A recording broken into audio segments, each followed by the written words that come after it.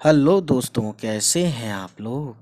तो गाइस, ये है चैप्टर नंबर 5 और बुक का नेम है गुलदस्ता। और क्लास 7 की बुक है ये। इस नज़्म को आज हम पढ़ेंगे, ठीक है, और देखते हैं क्या है।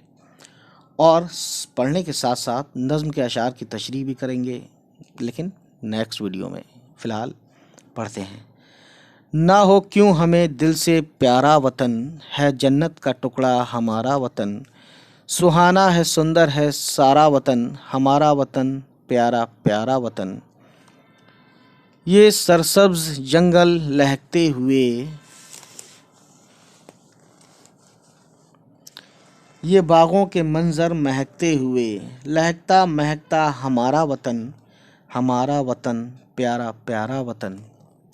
बहारें हैं बागों में छाई हुई, घटाएं हैं क्या रंग लाई हुई।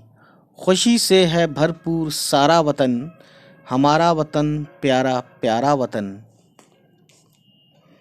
वतन के फसाने सुनाते हैं हम, यही गीत दिन रात गाते हैं हम इसके हैं, ये है हमारा वतन प्यारा प्यारा वतन।